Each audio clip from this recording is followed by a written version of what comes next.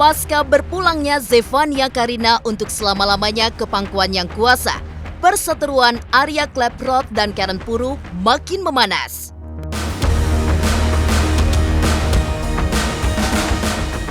Kemarin, Arya tampil di hadapan publik sembari menggenggam selembar surat penuh arti. Surat tersebut menerangkan bahwa laporan Karen atas tuduhan pengeroyokan dan penodongan yang dilakukan Arya kepadanya tak terbukti. Lantaran gugur, benarkah Arya berencana melaporkan balik Karen beserta seluruh kuasa hukum yang telah mencemarkan nama baiknya? Seperti apa bukti perselingkuhan Karen yang akan ditunjukkan Arya? Sempat disebut memiliki gangguan jiwa hingga dirawat 4 tahun di salah satu rumah sakit jiwa di kawasan Jakarta Selatan, Arya pun angkat bicara. Sembari membawa bukti rekam medis, pria tersebut membuktikan siapa sesungguhnya pasien yang dimaksud Karen. Benarkah Karen memalsukan data demi kepentingan pribadi?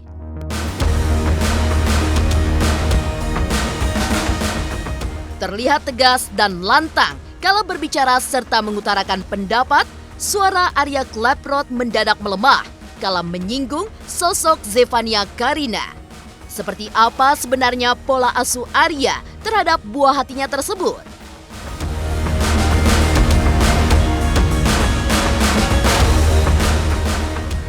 Pemirsa, bersama Intens Investigasi, kami hadirkan kabar terkini, terpercaya, dan teraktual. Tetapi sebelumnya, jangan lupa untuk like, subscribe, dan juga share channel YouTube ini.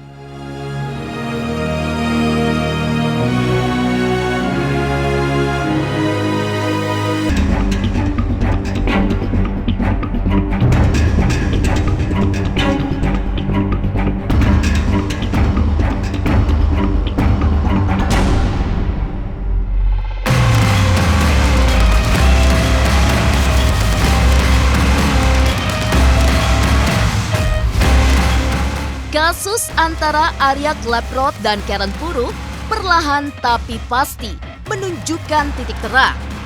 Kali ini Dewi Fortuna tampak berpihak pada Arya. Sembari menggenggam sebuah kertas putih, Arya secara tegas menampik tudingan Karen tentang tindakan pengeroyokan serta penodongan yang dilakukannya pada sang istri. Benarkah selembar kertas itu menjadi bukti jika laporan Karen di Polres Jakarta Selatan adalah palsu?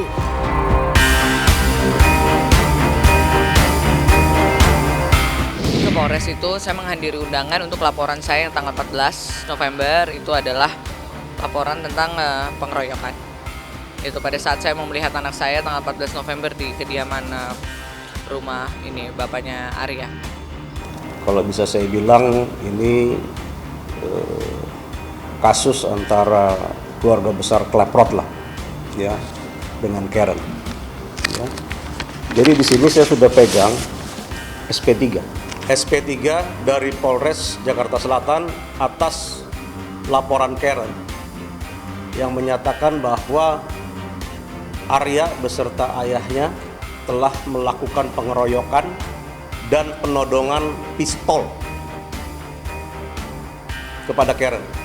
Artinya polisi tidak bisa menemukan kebenaran di dalam laporan tersebut.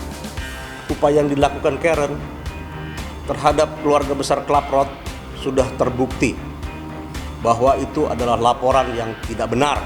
Setiap laporan yang tidak bisa dibuktikan itu ada konsekuensinya. Orang itu bisa kena laporan palsu, bisa kena fitnah, dan terbukti sekarang. Ini bukan Andreas Naut Silitonga yang ngomong ini, bahwa ini nggak benar. Bukan Andreas Naut Silitonga, bukan Arya, bukan Richard Klaproth, tapi Polres Metro Jakarta Selatan. Yang pasti adalah tidak pernah terjadi apa yang mereka bilang pengeroyokan. Tidak pernah terjadi. Penodongan pistol juga tidak pernah terbukti. Artinya apa? Artinya ini semua adalah sebuah laporan palsu. Jadi orang ini sudah punya kemampuan memberi laporan yang bohong kepada yang berkuasa. Saya punya hak melapor balik Karen Teresia Puru bersama dengan pendukung-pendukung yang menyatakan menyebarluaskan informasi kasus pengeroyokan ini. Ada hak saya. Sorry, beda liga. Kalau bicara soal kebenaran, beda liga. Sorry. Apa saya harus buka lagi beberapa kartu lain? Yang ada saya pegang di tangan ini. Ini bukti yang saya pegang ini. Persyaratannya satu. Hubungi kuasa hukum saya. Lakukan permohonan maaf atas ini ketiga media yang terbesar di koran. Term and condition-nya detailnya tanya sama Bapak. Saya yakin segala sesuatunya akan terungkap. Yang namanya kebenaran pasti akan terungkap. Jadi kita sabar aja. Penolakan laporan Karen di Polres Jakarta Selatan seolah membuka jalan bagi Arya untuk membongkar sisi lain sang istri yang tak diketahui banyak orang. Jika sebelumnya sempat heboh terkait kabar perselingkuhan Arya dan Marsyanda, maka fakta baru akan dikuak Arya. Di hadapan awak media, pria bertubuh kekar tersebut secara terang-terangan menyebut sang istrilah yang pernah berselingkuh dengan sejumlah pria. Bukan asal bicara, Arya menyimpan sejumlah bukti yang mampu menguatkan pernyataannya. Saya janji saya akan bongkar ini satu per satu. Bukan karena dendam. Saya punya pilihan, bukan ayah saya, bukan Nahut, bukan keluarga saya. Saya yang punya hak pertama untuk mau lapor balik ini atau enggak. Fitnah loh. Lebih jahat daripada pembunuhan fitnah itu, ingat. Lebih jahat daripada pembunuhan, ingat itu. Zina aja gue maafin. Gue lapor kok perzinahan, lu zina gue maafin. Bukan sama satu pria, beberapa pria. Komitmen saya sama Karen adalah salah satu dari kita berzinah yang tidak melakukan kesalahan itu berhak dapat anak. Dan saya berani ngomong gini kenapa? Karena saya udah lapor ke polisi ini. Saya udah lapor dan saya akan buktikan, saya janji saya akan buktikan ini. Tunggu aja waktunya, saya akan buktikan. Yang jelas kan saya nggak keluar SP3. Karen kan udah keluar SP3, udah diragukan, kredibilitasnya udah jelek itu. Orang yang melakukan itu udah jelek kredibilitasnya. SP3 loh, laporannya palsu. Saya tuh mau diapain aja, mau dituduh apa aja silakan. Nanti kan akan ada pembuktian hukum ya Om ya, kayak gitu. Orang mau bilang apa, mau nuduh apa, silakan. Berulang-ulang saya katakan, kasus ini sengaja dinaikkan itu sebagai untuk mengalihkan perhatian masyarakat terkait dengan kematian anak Mbak Karen. Sebetulnya digunakan sebagai bargaining. Ya, jadi waktu itu mereka minta supaya kasusnya kematian Zevi tidak dibesar-besarkan dengan diganti bahwa mereka tidak akan membesar-besarkan atau membuka aib yang dilakukan oleh Mbak Karen. Sekarang saya mau tanya aib apa yang sudah dilakukan, gitu loh. Ya, jadi orang ini hanya mau bikin sensasi untuk menganggap dirinya paling benar.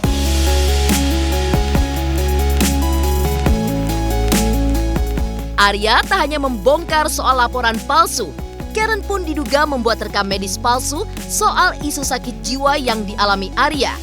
Benarkah demikian? Pemirsa Intens Investigasi, jangan lupa untuk like, subscribe, dan juga share channel YouTube ini. Jangan lupa nonton terus Was-Was setiap Rabu dan Sabtu jam 3 sore ada video terbaru. Jangan lupa di-subscribe di YouTube channel.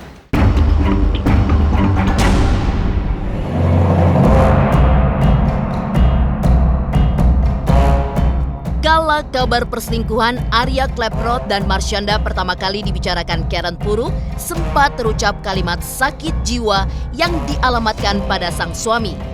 Tak hanya itu saja, Arya pun pernah dikabarkan jika pernah menjadi pasien selama 4 tahun di salah satu rumah sakit jiwa di kawasan Jakarta Selatan. Bantah tudingan Karen, kini Arya muncul di publik sembari membawa bukti rekam medis yang ternyata milik Karen. Tak sekadar berobat, ternyata Karen pun meninggalkan hutang yang dibebankan pada Arya.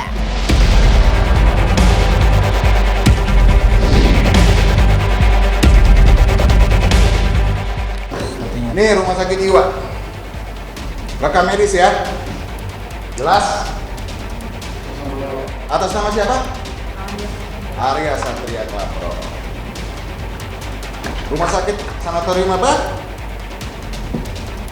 Dharma Wangsa. Oke?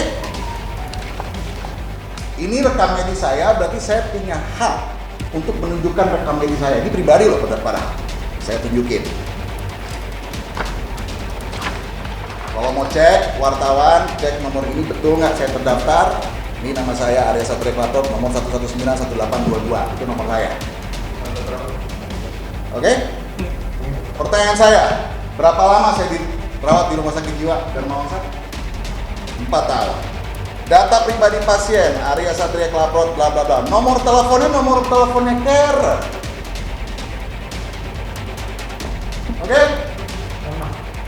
Saya nggak mau kasih lihat, nanti privacy, jangan dimasukin. Tapi ini nomor telepon dia, saya jamin. Cek, ini adalah nomor teleponnya Karen. Tanggal kunjungan pertama, 21 Oktober 2019. Kapan itu? Nih, atas nama saya.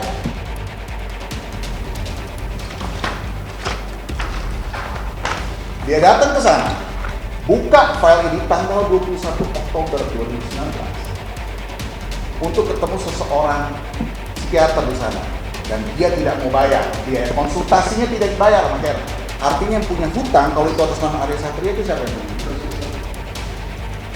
Arya Satria kan? Pemirsa, intens investigasi, satu persatu bukti mulai ditunjukkan Arya yang lebih banyak berdiam semenjak meninggalnya sang putri Zefania Karina. Tak hanya soal laporan palsu, Karen pun diduga telah membuat data rekam medis palsu yang mengatasnamakan Arya.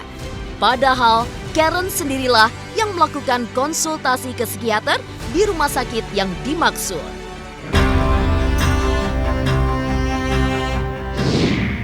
Oktober 2019, dokter yang sama memberi resep kepada Nyonya Karen Teresia. Jelas ya?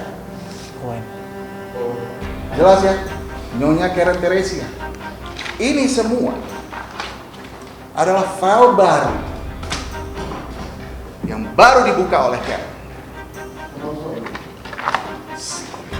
Karen membuat janjian dengan psikiater dengan memasukkan identitas saya dan membuka rekam medis ini.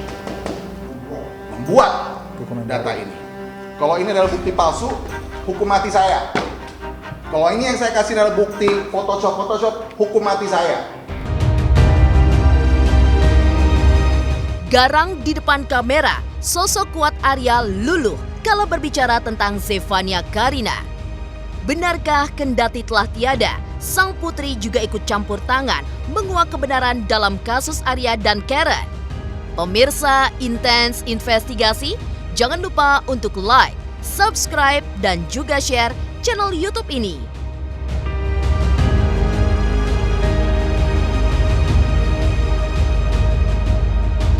Jangan lupa nonton Mantul Infotainment pastinya hanya di YouTube channel. Like, share, and subscribe.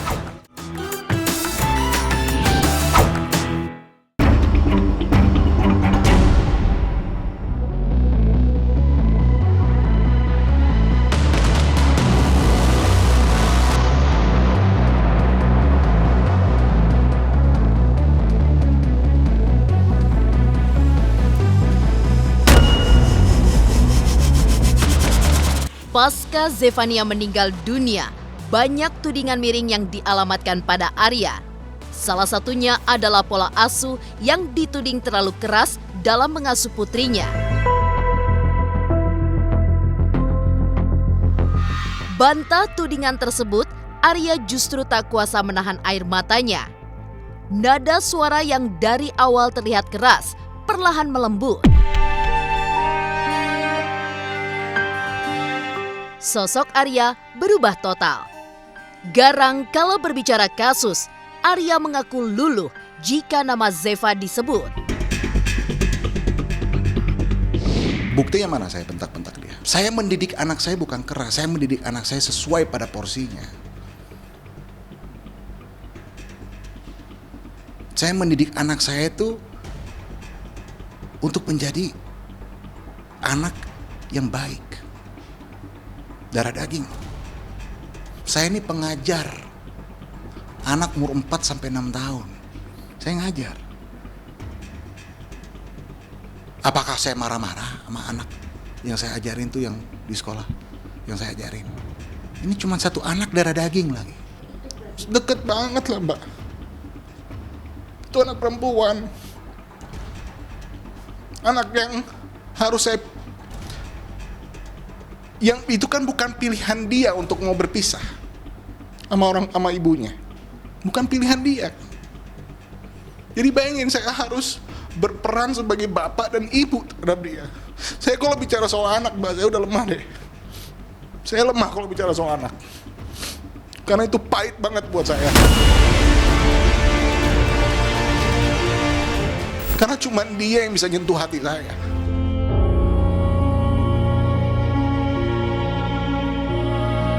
Pemirsa, intens investigasi. Kepergian satu-satunya putri kesayangan jelas meninggalkan luka yang tak bisa dengan cepat terobati. Serupa dengan Karen yang menangis histeris di pemakaman sang putri, demikian pula dengan sang ayah Arya Klaproth. Menyimpan sejumlah video dengan durasi hingga berjam-jam bersama Zeva, kenangan itu menjadi semangat bagi dirinya untuk bisa bangkit.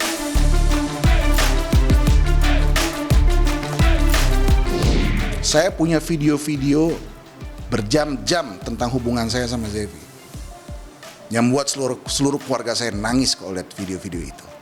Hubungan saya sama Zevi itu hubungan yang terindah yang pernah saya miliki. Paling indah. Dan saya kehilangan anak saya ini.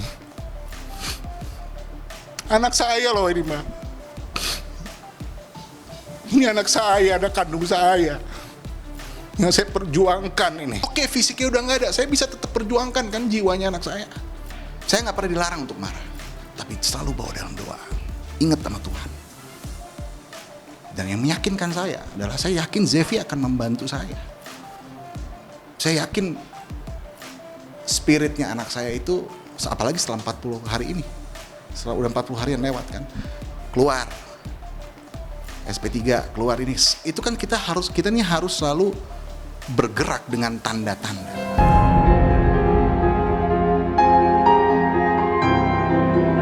Demikian pemirsa, kabar terkini, terpercaya, dan teraktual yang kami hadirkan hari ini. Saksikan terus Intens Investigasi setiap hari Senin sampai dengan Jumat hanya di YouTube channel. Pastinya jangan lupa untuk like, subscribe, share, dan juga komen channel Intens Investigasi.